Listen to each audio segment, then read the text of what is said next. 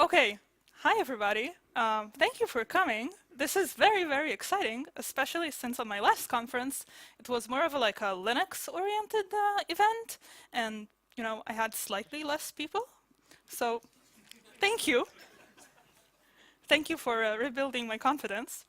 Um, so my name is Dina, and today we're going to talk, excuse me, um, about optimizing your GC, optimizing your memory traffic, um, and all the cool things that we can learn about it. So we're going to divide this talk to several sections. First, I'm going to try to give you a little motivation. Not too much, because I hope you're motivated enough to optimize your memory usage. Then we're going to talk about how to identify that you have a memory traffic problem or a GC performance problem. Because obviously without knowing where the problem is, you can't really start optimizing. Then we're going to see a few examples, get a few ideas about where in our code problems might arise. And then to finish off, I'm going to give you some more general tips and tricks about things that you can even further do to make your applications even better. It's only 45 minutes, so there's only so much that we can squeeze inside. I hope we get the most out of it. So, as I said, we'll start with some motivation. Memory allocations are cheap, right? I mean, all you have to do is move the the heap pointer to a different location. So, it's one thing you need to do, and it really is cheap. But the thing is that when you start making a lot of those, it tends to add up. And not only does it add up, but it also has side effects. A side effect, and that's garbage collection. And throughout this talk, we're going to see a lot of examples I found online from real-life problems, real-life stories that people ask about problems that arise when they make too many allocations. So it's cheap, but it's not free.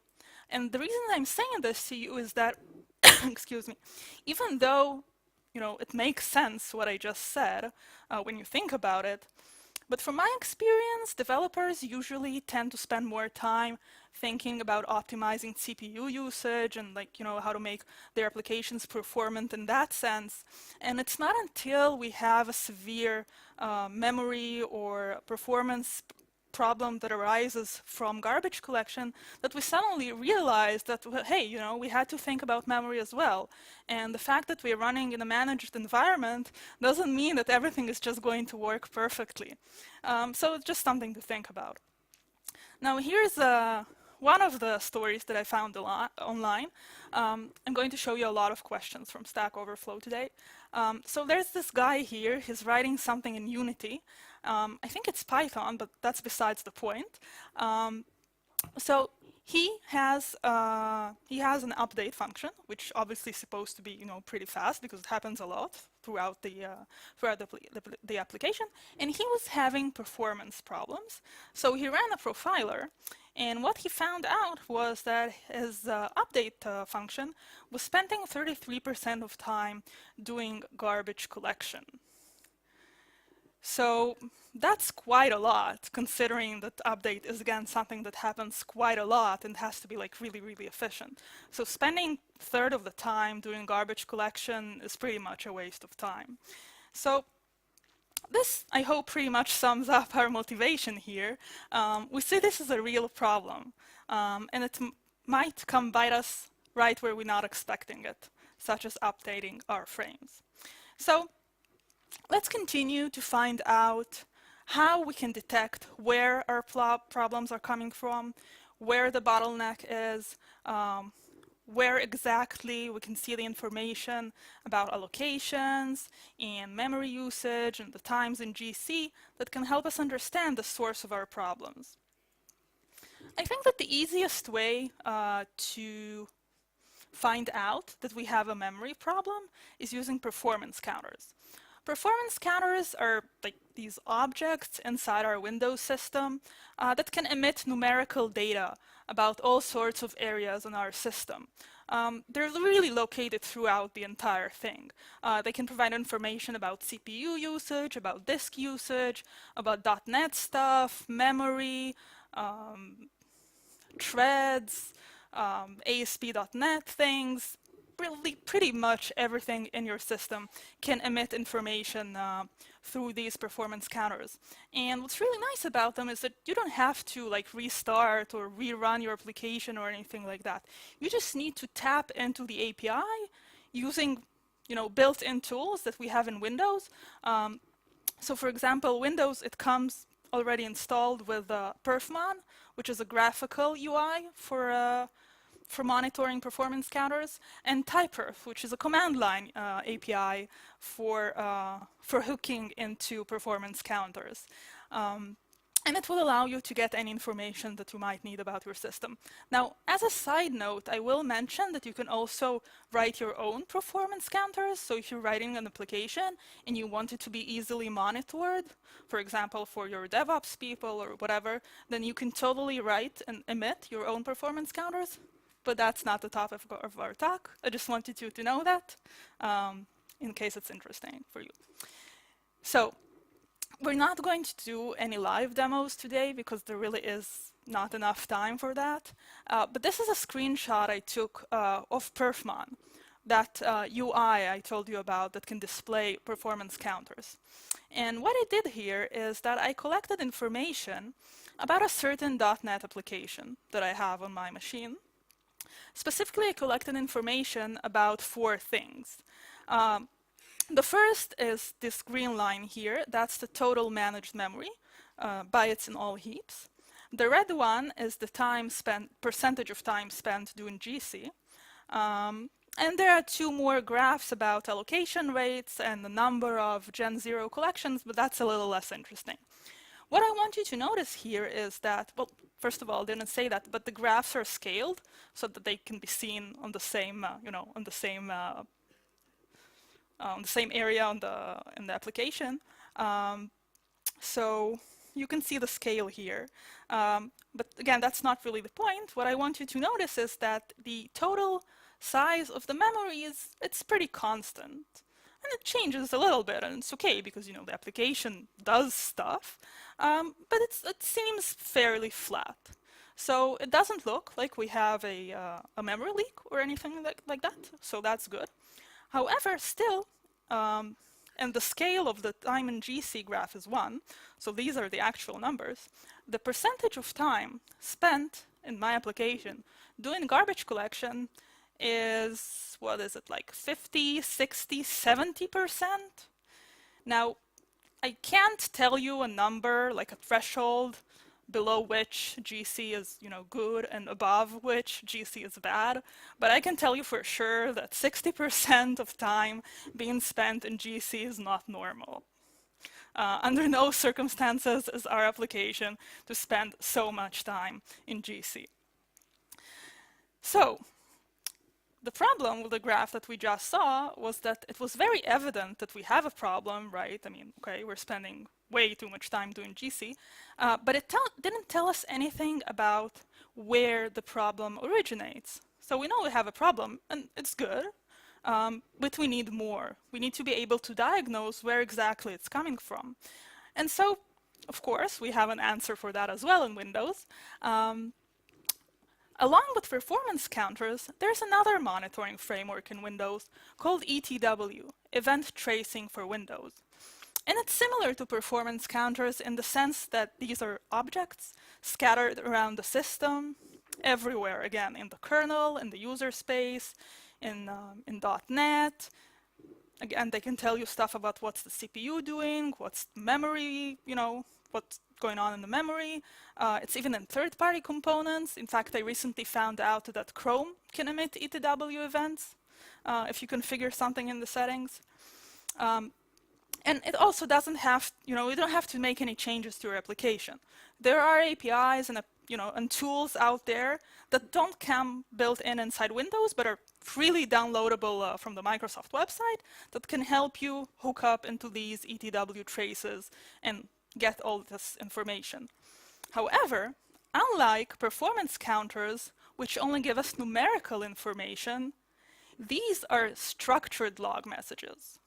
And in fact, this framework is so efficient that it supports hundreds of thousands of these structured log messages in a second. So you can imagine you could get quite a lot of information from it.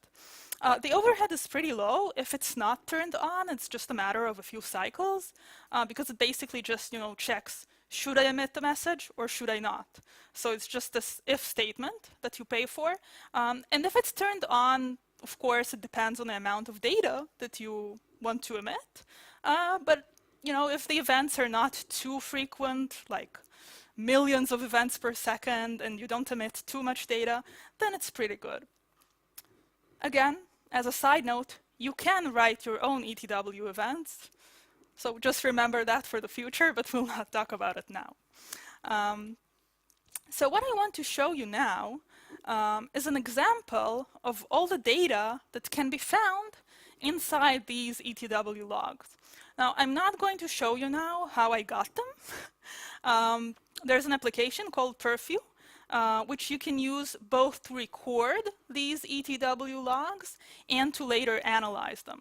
So what we're going to look at now are just the analysis of the already recorded logs of that same application that I showed you in the perfmon monitor, that same .NET application. So the first thing we're going to see is it's not very visually appealing, I know, but it's very functional, perfmon. And it does allow us to see quite a lot of information relatively easily. So what we can see here is a list of all the functions that were called throughout the recording of this .NET application. Specifically, I ordered these functions by their total running time. And also, I asked perfmon to aggregate into a single line all of the functions, or some of the functions that have to do with garbage collection. And what we can see here is that this GC stuff here takes a total of 66% of my running time during the recording. And so, at least the information adds up, okay? We saw in the perfmon that it was around 60%. Here I see 66. Okay, it's good. But this isn't new to me, right? I already knew that my application was spending so much time in GC.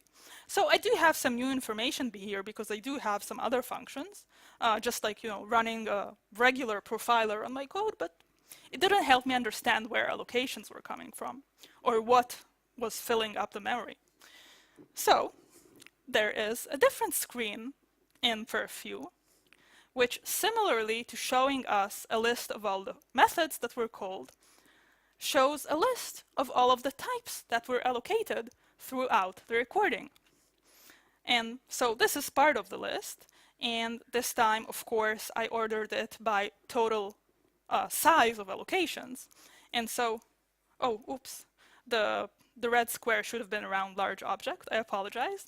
What we can see here is that if I counted correctly the number of zeros, I think there are 43 gigs of large objects that have been allocated throughout the running of my recording of my application. And a very similar number of strings. So I suspect, not for sure, I suspect that these large objects are strings. Now this is important because, had it been a very concrete and specific type, I would have just, gone to my code right away and found the problem, right? But this is a large object, so it's problematic. It could be anything. But there's some evidence that it might be a string. Now, your mind is about to be blown, because if I double-click on large object, I will get the following call stack showing me where exactly. I see your mind blown. It's showing me exactly where these large objects were allocated. So first of all, I can see that, yes, indeed, these large objects are strings.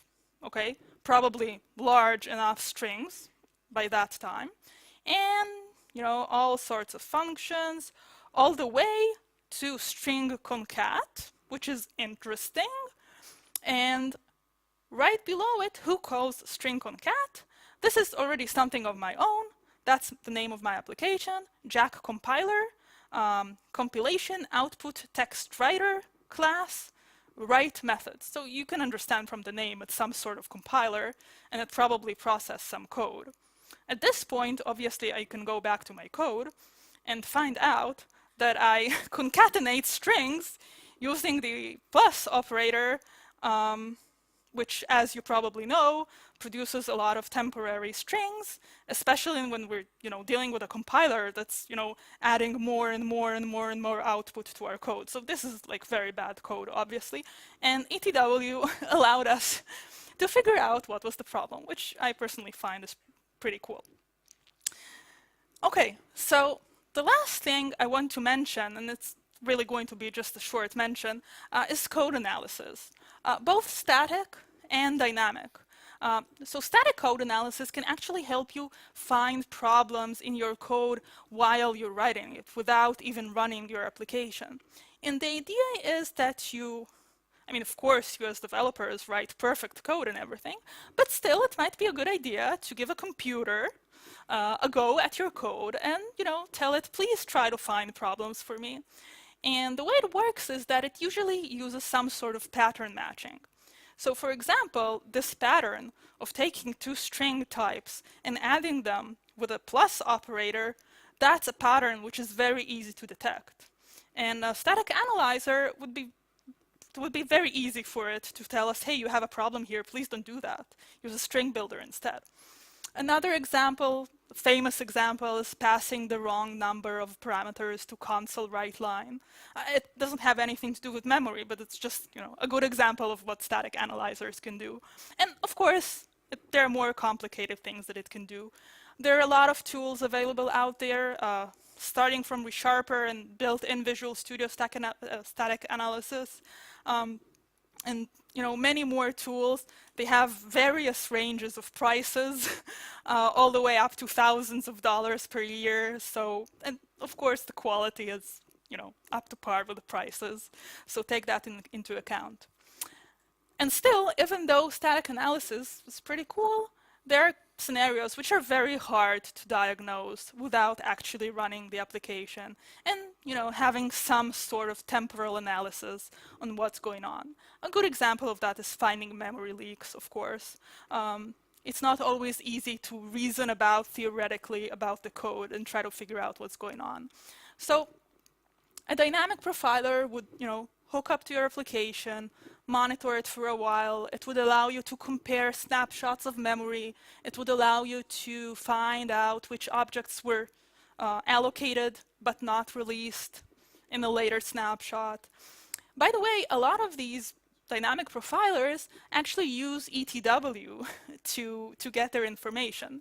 And so you could do a lot of it yourself, but of course you pay, and they cost a lot of money as well, you pay for the convenience because they would usually have nice graphical UIs for analyzing your application. They would also help you pinpoint the application. They would display very nice flow charts about where the data is going. So I really recommend you, I don't have a specific recommendation, but I do recommend that if you have never used a profiler, a memory profiler in your code, just try to play around with one. It's interesting to see what you can find out about your application. Okay, good. So I think we're ready now. We know how to diagnose that we have a memory problem. Let's try to see how some things that we do on a really everyday basis that can cause such problems in our application. Let's start with an example. Again, a question I found on Stack Overflow. There's a guy here, he has a dictionary, and what he noticed was that each time he accesses this dictionary, there's a little bit of memory allocated. And he was surprised because dictionaries are supposed to be pretty efficient, and I want to, again, repeat myself. Each time he accesses it to read, obviously, like if he accessed it to write, it would make sense that there is memory allocated. But he only read from the dictionary, and he was very surprised. So I'm pretty sure that some, if not most of you, can guess that the problem is boxing, because he has a dictionary of structs, and so each time he accesses this dictionary, there's boxing happening here. But what I want to talk about, it's very fancy, the animation. So, I mean, we know what boxing is. It allocates memory, and we know that it adds up, because that's what we talked about before. But what I want to measure along with you is what really is the effect. Like, how much do we really pay for all of this boxing? So what I'm going to do with you now is we're going to benchmark how long it takes to search an array of structs.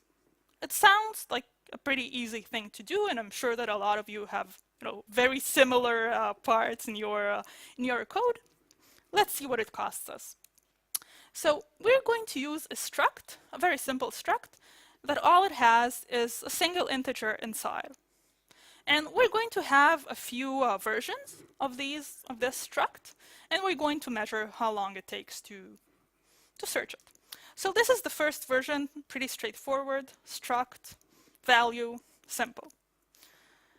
Second version would be to override the equals method. Well, why? Because we can. We want to make it maybe easier for the compiler to compare. So again, it's pretty straightforward. We check the type. If it matches, we check the value. Pretty easy.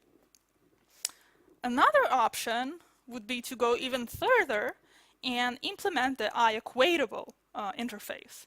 And let me remind you, the IEquatable interface means that we have not this generic equals method, but a specialized equals method which receives the concrete type of the interface.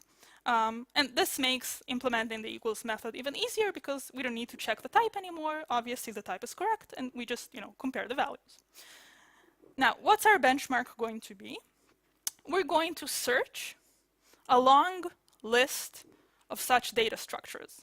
So we're going to initialize 3 lists filled with these structs, one with the first version, another one with the second version, and a third with the third version.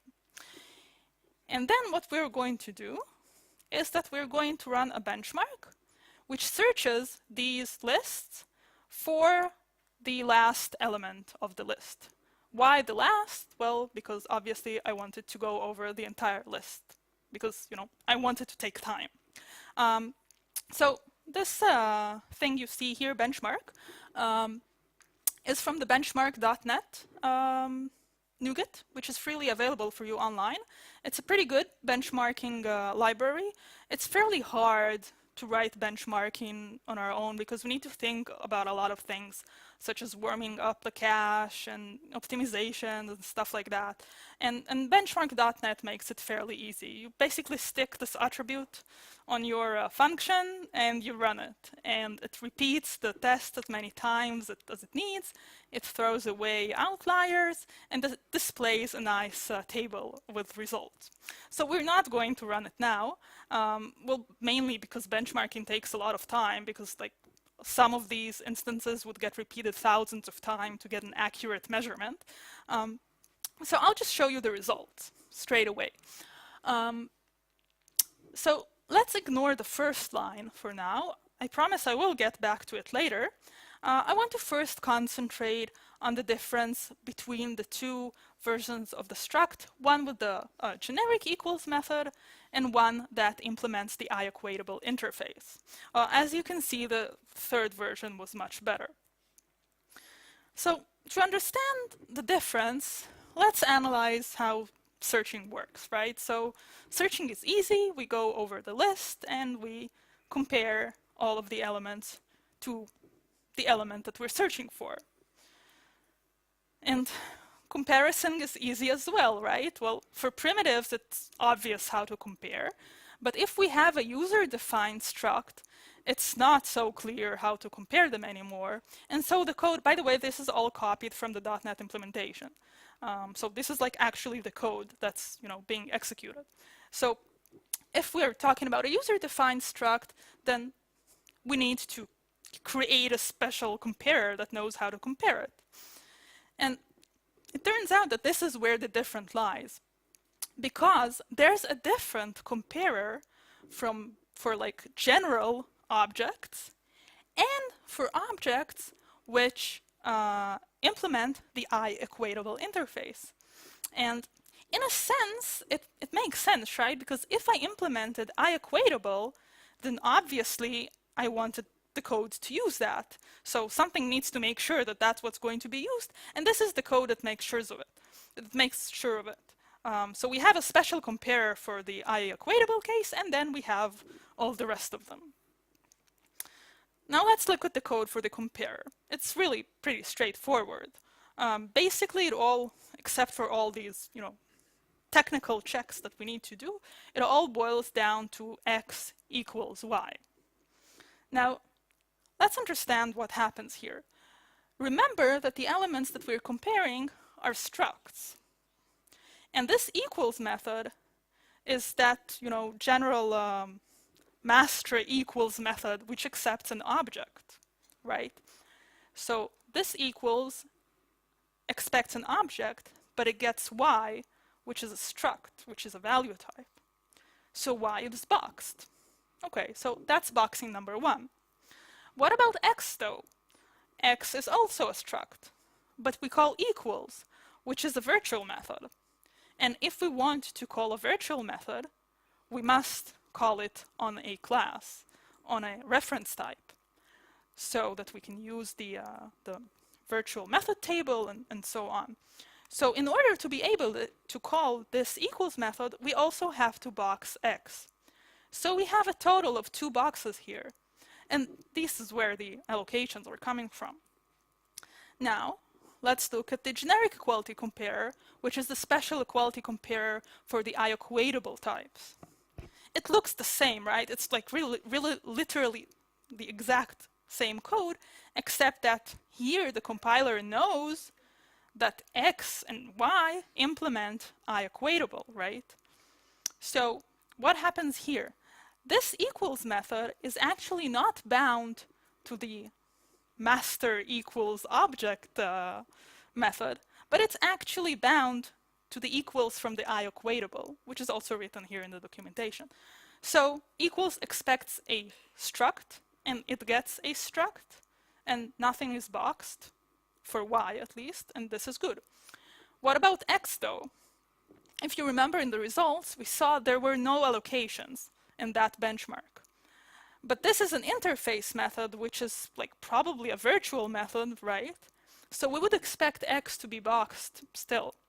So it turns out, and although theoretically it should be boxed, there's an optimization in the JIT which sees that we call an interface method on a value type, and it actually compiles it into a direct function call. So this isn't something you would see in the code here in the C#. This is just an optimization that you should be aware of. So this explains the results. And indeed, if I look at this ETW recording of my benchmark with just the equals method, not the I-equatable interface, I can see that like slightly less than half of the time is spent allocating objects, which is like really a long time. So it's pretty crazy when all you wanted to do was, like search a list. Let's just get back to the first result I promised I would talk about. And this is actually less to do with allocations and memory and stuff like that, but more about the semantics of value types. Because as you know, value type semantics mean that you compare them by fields. Every member of the struct must be compared, and not just references. And so this means that unless you implement some sort of equals method, C# is going to use a lot of pretty heavy reflection on your struct in order to retrieve all the data and compare it. And so this is just very non-efficient. And indeed, you can see that in the results, and this is why when you have structs that you need to compare, you should always remember to implement the equals and hash methods for them, because it's all going to be very expensive if you use them without those. Okay, so now that we're experts in boxing, let's try to dive deep into some other C# goodie that we all use every day and don't think twice about, and those are lambdas. So on the left, we see a lambda, which is nice and easy. And on the right, we can see what this lambda is actually transformed into by the compiler for us. Basically, what happens is that the compiler will generate a class, and this class will have a field for each of the variables that we capture by the lambda. In our case, it would be this h here. So this is a field in the class. And it would generate a method which implements the lambda code itself. And this method can use then the fields of the lambda, which capture, whatever it is in the environment that we want to capture. And so in order to invoke the lambda, we need to initialize this helper class, set the field to the value that we captured, and call the action. Let's try to measure what it costs us.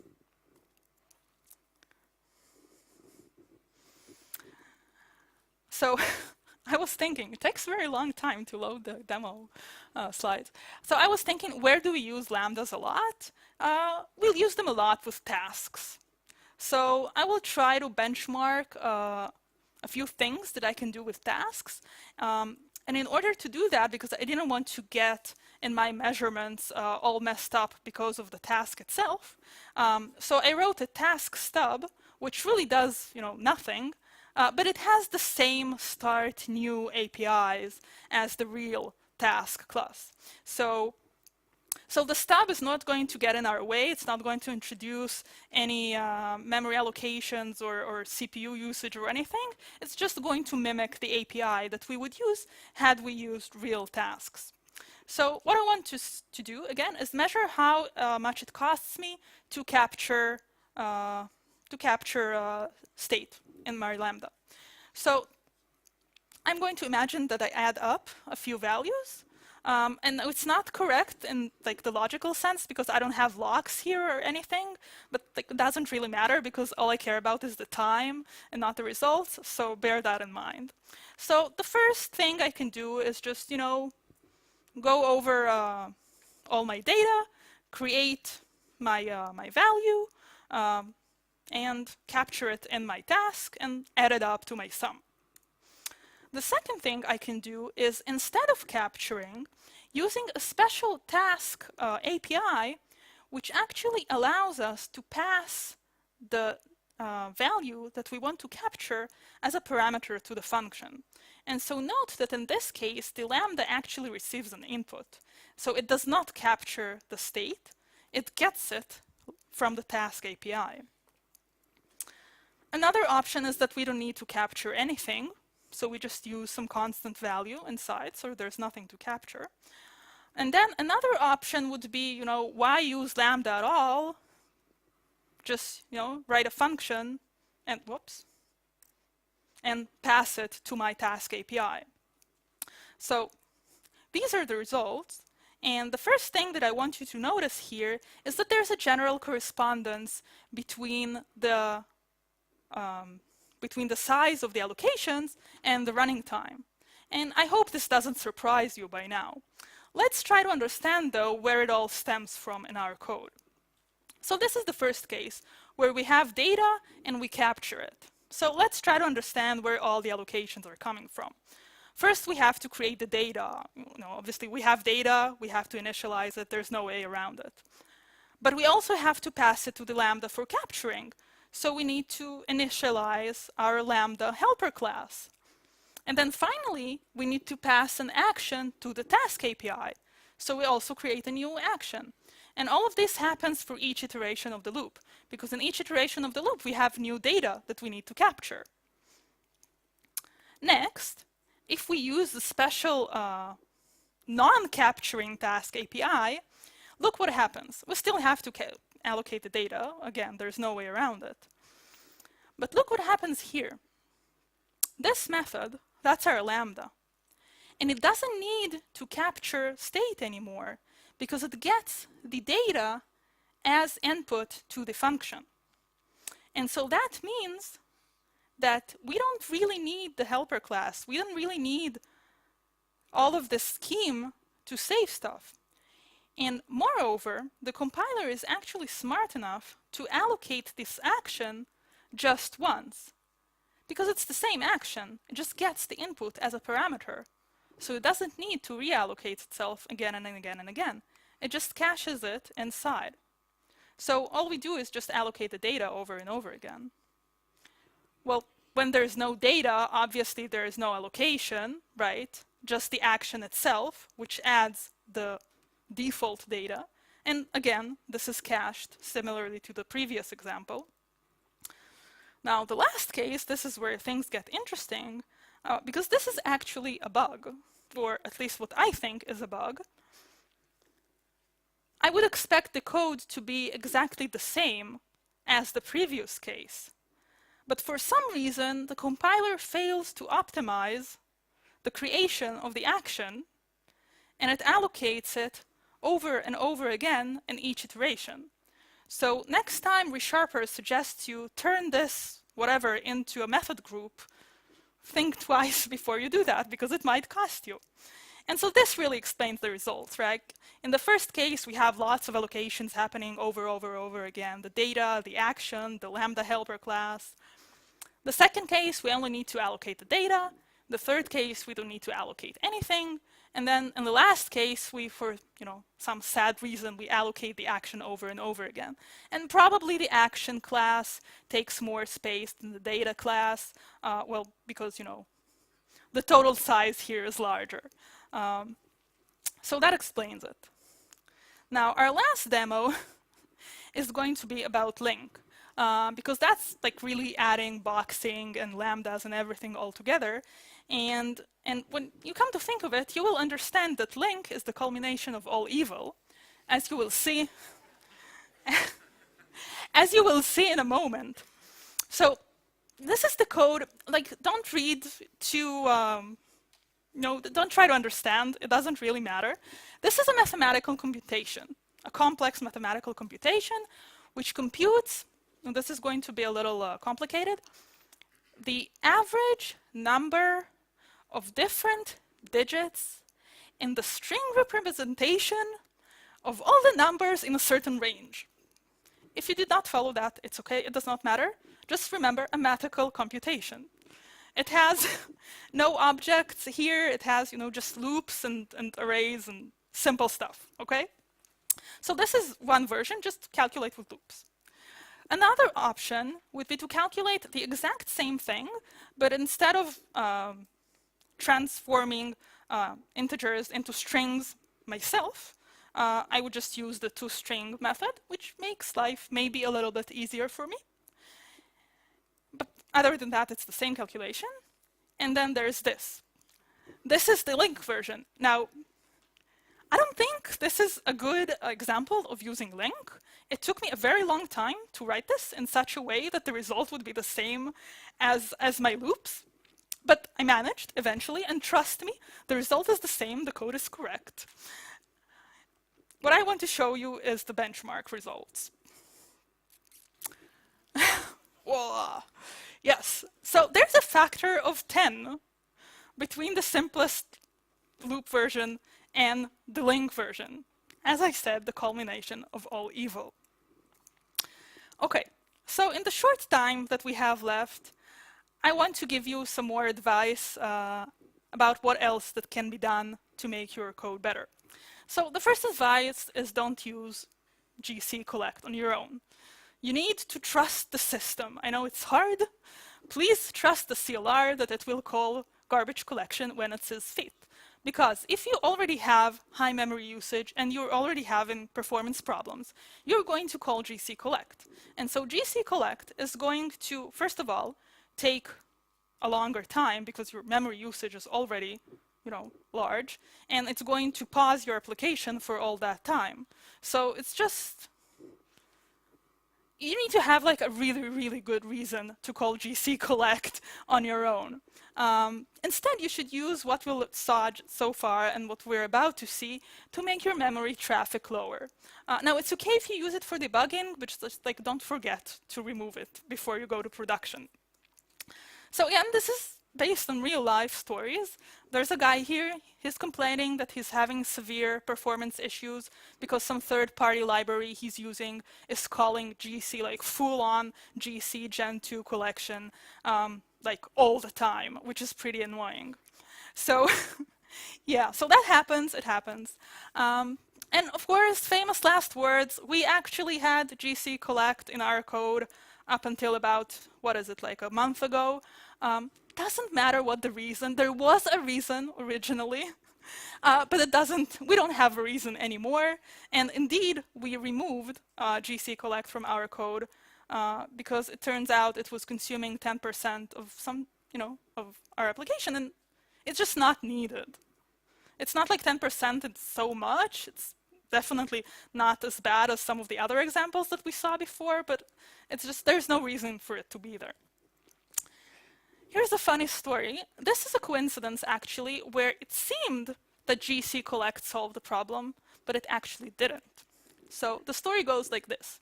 There's a guy here. He has this producer-consumer kind of thing. And his application kept running out of memory, like crashing. So in a desperate attempt, he put GC.Collect. Like he thought, it was getting out of memory, and he thought, well, I will try to get rid of all the unnecessary memory. And so he added GC.Collect to the producer, and lo and behold, it solved the problem. Now, this guy was smart because he trusted the system. And he knew that it couldn't be the case that, adding GC.Collect solved his issue. So he asked about it. And he continued investigating the issue, like really bothered him. And what turned out in the end is that by putting the GC.Collect in the producer, he simply introduced a small delay in the producer, which allowed the consumers to consume or relatively faster than what they were consuming before. And so the producer was slower, the consumer was faster, and everything, lived happily ever after together. Next advice, prefer value types. Of course, not always, when suitable, especially when you have long arrays of stuff. So structs, they use less memory because they don't have headers, which are necessary for objects. And the best thing about them is that when you allocate an array of structs, then the data actually sits continuously in memory side by side, whereas, as you can see here, whereas if you have an array of references, what happens is that you have, an array of references, and each reference points to the object, which, as I said, on top of everything, consumes more space. So if you have an image processing application and you have a lot of points, make your points structs. They will take less memory, it will be better for the cache, it will be better for memory traffic, it will be good for you. And of course, based on real story, there's this guy here, he even got a -1, I'm not sure for what, but I think he deserves it. He was implementing a ray tracer in C#. Now, yeah, so like, I don't know what on earth made him implement a ray tracer in C#. Maybe it was, I don't know, a university exercise, whatever. But what's a ray tracer?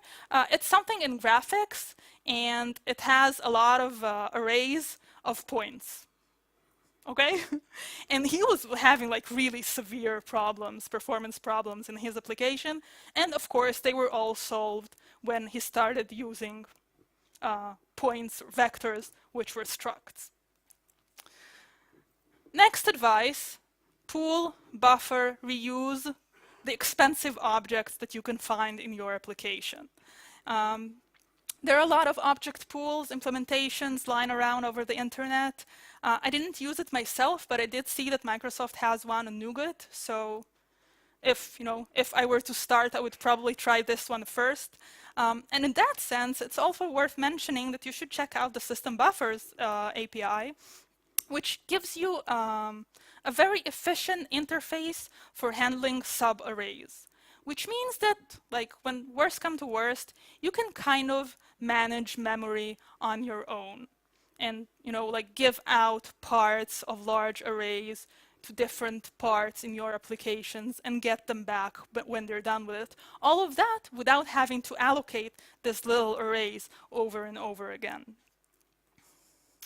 Again, based on a real story. If you're familiar with WPF, you can display an image, and this guy here had a scenario where he needed to display a changing image over time. And of course, he was having severe performance problems. And they were fixed when he started using writable bitmap instead of creating a new bitmap source over and over again. The writable bitmap API allows you to change specific pixels inside your image instead of reallocating the entire buffer. And so this, of course, works much better. And I'm also saying this from my own experience from using that API. Images tend to be large, so allocating these buffers over and over again is very expensive. And the final advice is avoid finalization if you can. Of course, it's not always possible, but it's not something you can control. It happens on a different thread, which means that you can have synchronization issues if you access members inside your finalizer. It can cause weird behaviors such as resurrecting objects, and things stay alive when you don't expect it. So if you can, it's much better to use the deterministic resource management using the iDisposable interface. So that was it. I hope you learned some new things today. I know that we don't usually measure all this basic stuff. Now, the final thing that I want to say really is that I know it looks horrible. We can't use arrays anymore. We can't search stuff. We can't use LINQ. We can't, what was it? We can't use lambdas. But obviously, my examples were tailored specifically for this talk to show you, like, the worst thing that can be. Most of our applications are not about allocating objects all the time. So you need to find the critical paths in your code and apply what we learned today on those little paths. You don't need to overcomplicate things where it's not needed. All the demos are online. Thank you.